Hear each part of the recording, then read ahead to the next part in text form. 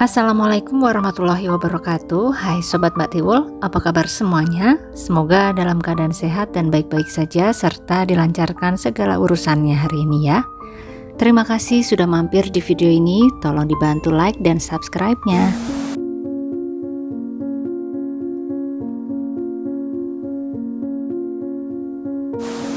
Hari Jumat siang tanggal 8 Desember 2023, warga di sekitar kontrakan kawasan Cikarang Timur dihebohkan dengan ditemukannya penghuni kamar nomor 3 dalam kondisi tidak bernyawa dan terbungkus plastik sampah serta karung semen. Rupanya inilah alasan kenapa si penghuni kamar tersebut sudah tidak terlihat selama hampir 1 minggu sampai akhirnya muncul aroma kurang sedap dan juga banyak lalat yang mengerumuni tembok kamar tersebut. Siapa dan apa yang terjadi pada penghuni kamar nomor 3 itu? Siapakah pelakunya? Kita ikuti kisah kasus kali ini sampai akhir ya sobat.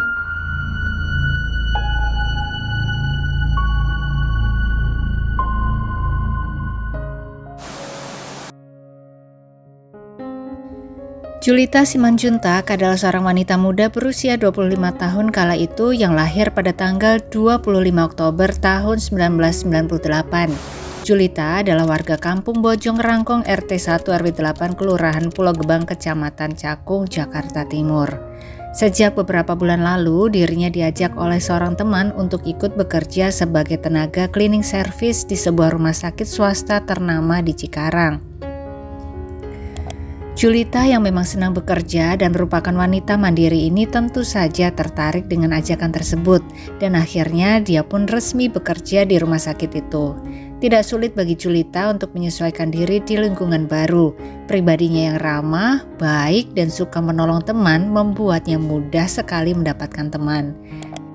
Dirinya pun sering mengabadikan kebersamaannya dengan teman-temannya di aplikasi TokTok. Tampak jelas bahwa Julita ini adalah teman yang seru dan menyenangkan sobat. Setelah beberapa bulan bekerja di sana, Julita berkenalan dengan seorang satpam yang juga bekerja di rumah sakit yang sama dengannya. Nama satpam tersebut adalah Ade Mugis, usianya 34 tahun, 9 tahun lebih tua daripada Julita. Awalnya sih hanya perkenalan biasa, tidak ada yang spesial di antara mereka. Namun sobat, yang namanya Tresno Jalaran Soko Kulino itu sepertinya memang benar ya, karena seringnya mereka bertemu dan bertegur sapa dan juga berbincang, akhirnya muncul benih-benih cinta dan sayang antara Julita dan Ade. Mereka pun akhirnya jalan bareng jadi sepasang kekasih sejak bulan Juni 2023. Setelah beberapa lama menjalin hubungan spesial, akhirnya ada sebuah kabar yang membuat hati Julita menjadi sangat galau sobat. Julita akhirnya mengetahui bahwa sang kekasih adalah seorang pria beristri dan sudah memiliki 2 orang anak. Hancur hati Julita saat mengetahui hal tersebut. Ingin rasanya menyudahi hubungan itu. Namun Julita sudah terlanjur sayang kepada pria hidung belang tersebut.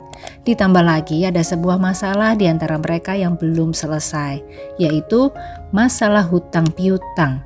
Jadi sobat, beberapa waktu setelah jadian, Ade Mugis ini meminjam uang sebesar 2 juta rupiah kepada Julita. Oleh Julita, karena saking sayangnya dicari-carikanlah uang tersebut, karena dirinya sendiri waktu itu juga belum ada uang sebesar itu. Akhirnya didapatkanlah uang sebesar 2 juta dari pihak ketiga, namun pengembaliannya nanti harus ditambah dengan bunga dan ada denda jika terlambat bayar.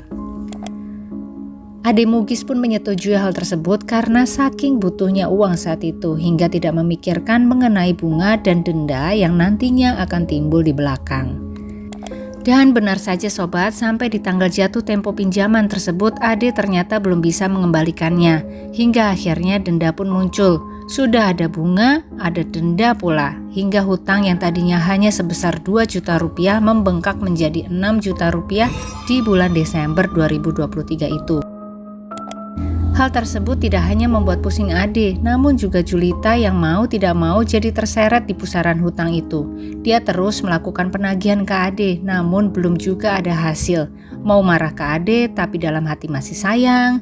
Mau sayang banget, tapi kok suami orang. Sepertinya hal-hal tersebut betul-betul memenuhi pikiran dan perasaan Julita saat itu.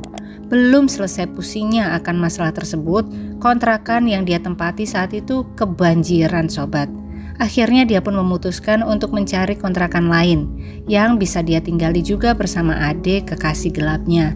Karena selama ini rutinitas Ade memang seperti itu. Beberapa hari tinggal bersama Julita di kosan, beberapa hari lainnya pulang ke rumahnya sendiri untuk menemui istri dan anak-anaknya yang ada di Bekasi. Sang istri sama sekali tidak mengetahui bahwa suaminya memiliki seorang kekasih di tempat lain. Ade Mugis masih bisa bermain rapih saat itu. Setelah beberapa hari mencari kontrakan baru, Julita dan Ade Mugis menemukan sebuah kontrakan di Kampung Citarik, Desa Jatireja, Kecamatan Cikarang Timur, Bekasi. Kontrakan tersebut berupa kamar-kamar yang cukup besar dan berjejer terdiri dari beberapa kamar, terletak berdekatan dengan rumah si pemilik kontrakan dan ada warung di depannya yang dikelola oleh anak pemilik kontrakan. Melihat lingkungan tersebut, Ade dan Julita merasa nyaman dan ingin segera tinggal di sana. Maka pada hari itu, tanggal 1 Desember 2023, mereka berdua menemui Pak Warta, sang pemilik kontrakan.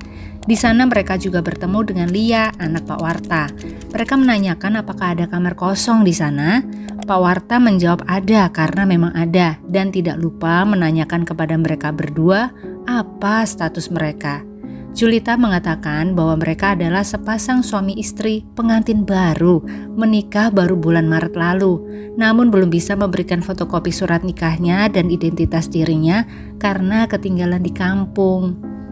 Mereka memohon agar bisa diberikan kamar terlebih dahulu karena kontrakan mereka sebelumnya kebanjiran dan tidak ada tempat lagi yang dituju. Dan mereka juga memohon agar bisa membayar separuh dulu karena belum ada uang. Karena iba, akhirnya Pak Warta dan Lia pun mengizinkan mereka untuk tinggal di kamar nomor 3 dengan syarat untuk segera menyusulkan data diri mereka. Kesepakatan pun akhirnya dibuat dan sejak hari itu Ade dan Julita menjadi penghuni kamar nomor 3 sebagai sepasang suami istri. Sejenak melepas lelah di dalam kamar, Julita kemudian membuka kembali pembicaraan mengenai hutang milik Ade yang nominalnya semakin besar dan akan menjadi semakin besar jika tidak segera dilunasi. Sekarang aja sudah jadi 6 juta, mau nunggu jadi berapa lagi nanti kalau nggak dibayar-bayar. Dari sana muncul sedikit percekcokan di antara mereka, di mana Ade tetap belum sanggup untuk membayar hutang dan Julita yang semakin puyeng akhirnya keluar kata-kata permintaan kepada Ade untuk segera meninggalkan istrinya. Julita meminta Ade untuk memulangkan sang istri kepada orang tuanya dan kemudian meresmikan hubungan mereka berdua. Ade pun terdiam. Dia sungguh bingung. Hubungan gelap yang dia jalani dengan Julita berujung tidak seperti apa yang dia inginkan. Ade tidak mau meninggalkan istrinya. Bahkan sebenarnya dia sangat takut bila sang istri mengetahui hubungan gelapnya dengan Julita. Namun dia tidak bisa juga meninggalkan Julita begitu saja. Akhirnya malam itu pun mereka lalui berdua dengan penuh kegalauan dan kegundahan di hati masing-masing, di mana Julita benar-benar gundah akan hubungannya dengan Ade, sedangkan Ade gundah bila Julita benar-benar melakukan ancamannya yang akan memberitahu istrinya mengenai hubungan gelap ini, hingga Ade pun menyusun sebuah rencana gelap untuk mengakhiri hubungan gelapnya. Keesokan harinya, Minggu tanggal 3 Desember 2023, pagi-pagi sekitar pukul 8:30, Ade sudah pergi dari kamar kontrakannya untuk mencari sarapan. Sementara Julita masih berada di dalam kamar. Ade diam-diam melipir menuju ke sebuah pasar untuk membeli obat tikus di sana. Kemudian dia pergi ke warung membeli sarapan dan es teh. Setelah itu Ade pulang kembali ke kontrakan. Sesampainya di kontrakan, dia memberikan bungkusan sarapan dan es tehnya kepada Julita untuk mereka nikmati bersama. Julita pun menyambutnya dengan senang hati. Perutnya sudah lapar, tidak sabar untuk menyantap sarapan itu. Ditatanya sarapan tersebut ke piring dan juga gelas. Setelah itu Julita pergi ke belakang sebentar untuk mencuci tangan. Ade yang berada di tempat makan mengambil kesempatan itu untuk menuangkan obat tikus ke dalam makanan dan minuman milik Julita secara diam-diam dan sangat hati-hati. Dan saat Julita kembali ke tempat makan, Ade seolah sedang makan dengan nikmat tanpa ada sedikit pun sikap yang mencurigakan. Julita yang sudah lapar segera menikmati sarapannya dan meminum es tehnya. Hingga tiba-tiba belum juga sarapannya habis, Julita nampak kesulitan bernafas. Dia megap-megap tidak bisa lagi menelan sarapannya. Ada yang melihat bahwa obat tikus sedang bekerja pura-pura perhatian dan meminta Julita untuk istirahat dulu di kamar. Sementara Julita menuju kamar, Ade keluar kamar untuk menikmati sebat. Hingga 15 menit berlalu, Ade masuk lagi ke dalam kamar untuk melihat kondisi Julita. Dia cek nadi di leher wanita tersebut. Sudah tidak terasa, sepertinya Julita sudah tidak bernyawa lagi saat itu. Namun Ade belum 100% yakin hingga dia ambil lakban bening, dia tempelkan lakban itu di mulut dan hidung Julita supaya benar-benar tidak bisa bernafas lagi. Setelah itu Ade ambil kantong sampah plastik hitam, dia gunakan untuk menutupi bagian atas tubuh Julita dari kepala sampai ke pinggang. Kemudian dia ambil sebuah kantong semen dan digunakannya untuk membungkus bagian kaki sampai pinggang Julita. Setelah itu ditutupinya tubuh tersebut dengan handuk. Kemudian setelah merasa beres, Ade pun pergi meninggalkan kontrakan. Dia melarikan diri ke arah Jawa Barat, berharap tidak akan ada yang mengetahui perbuatannya. 4 hari berselang, tetangga kamar dan juga pemilik kontrakan mulai merasa ada yang aneh. Kemana Julita dan suaminya ya? Kok tidak pernah tampak? Terakhir mereka lihat itu di hari Minggu tanggal 3 kemarin. Tapi setelah itu kok sama sekali tidak kelihatan lagi.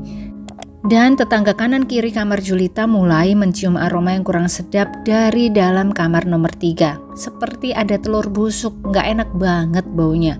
Sampai banyak sekali lalat mengerumuni tembok kamar itu. Akhirnya keesokan harinya tanggal 8 Desember sekitar pukul 1:30, tetangga kamar yang mulai merasa sangat curiga dan tidak tahan lagi dengan baunya melapor kepada Pak Warta si pemilik kontrakan. Kemudian oleh Pak Warta kamar tersebut dibuka paksa. Bersama-sama dengan penghuni kamar lainnya, mereka masuk ke dalam kamar nomor 3 itu dan langsung terlihat sesosok tubuh tidak bernyawa yang terbungkus plastik, handuk dan juga karung semen berada di sana. Dan juga merupakan sumber aroma kurang sedap selama ini. Pak Warta pun melaporkan hal ini kepada Ketua RT dan kemudian laporan tersebut dilanjutkan ke kantor kepolisian setempat. Akhirnya tim kepolisian pun datang ke lokasi melakukan penyelidikan. Dari keterangan para saksi, mereka meyakini bahwa tubuh tersebut adalah Julita, si penyewa kamar yang baru seminggu lalu masuk. Dan dari keterangan mereka pula, polisi mengetahui ada seorang terduga utama pelaku, yaitu seorang pria yang diakui Julita sebagai suaminya, si Ade Mugis. Pencarian Ade Mugis pun dilakukan dengan cepat. Sementara itu, tubuh Julita dibawa ke Rumah Sakit Polri Kramat Jati untuk diotopsi lebih lanjut, di mana dari penyelidikan awal tidak tampak ada bekas serangan sajam di tubuh Julita, sehingga penyebab hilangnya nyawa belum diketahui saat itu, menunggu hasil otopsi. Tim kepolisian pun fokus mencari keberadaan Ade. Dari pemantauan seluruh CCTV yang ada di sekitar, mereka mengikuti perjalanan si tersangka utama tersebut. Dengan kehebatan tim, polisi akhirnya berhasil menangkap Ade Mugis di tanggal 9 Desember pukul 12:30 dini hari. Tidak sampai 24 jam setelah tubuh Julita ditemukan ya sobat. Ade sendiri saat itu ditangkap di sebuah SPBU di Tasikmalaya dalam upaya melarikan diri. Tanpa perlawanan, Ade pun mengikuti langkah-langkah polisi yang membawanya ke markas. Di sana, Ade mengakui perbuatannya dan menjelaskan bahwa dia menggunakan obat tikus untuk menghabisi kekasihnya. Motifnya adalah karena masalah hutang yang membengkak dan terus bertambah nilainya. Ditambah lagi dengan permintaan Julita untuk berpisah dengan istrinya. Akhirnya membuat Ade gelap mata dan nekat menghabisi nyawa kekasih gelapnya. Atas tindakannya ini, Ade Mugis dijerat dengan pasal berlapis, ada unsur berencana di dalamnya, dan ancaman hukuman maksimalnya adalah seumur hidup atau hukmat. Sementara itu, tubuh Julita sudah dijemput oleh pihak keluarga di tanggal 10 Desember 2023 dan langsung dibawa ke TPU Menteng Pulo, Jakarta Selatan untuk dibaringkan di sana. Isak tangis keluarga mengiringi prosesi pembaringan terakhir Julita saat itu. Mereka sungguh terkejut dengan kepergian saudara mereka yang dikenal baik dan tidak suka membuat masalah dengan orang lain itu. Pihak keluarga pun berharap agar si pelaku dikenai hukuman yang seberat-beratnya demi keadilan bagi Julita. Semoga sekarang Julita sudah tenang di sana dan keluarga yang ditinggalkan diberi keikhlasan serta kekuatan untuk menghadapi ujian ini. Amin. Demikian sobat, kisah kasus kita kali ini, kisah asmara terlarang dibalut dengan masalah hutang piutang harus berakhir hilangnya nyawa seseorang. Bagaimana pendapat sobat semua mengenai kasus ini? Semoga ada pelajaran yang bisa kita ambil bersama ya. Terima kasih untuk semua yang mengikuti sampai akhir. Jangan lupa like-nya kalau suka sama video ini. Tapi kalau kurang suka atau kurang berkenan boleh di skip saja ya sobat. Sampai ketemu lagi di video-video selanjutnya dan selamat beraktivitas kembali. Wassalamualaikum warahmatullahi wabarakatuh.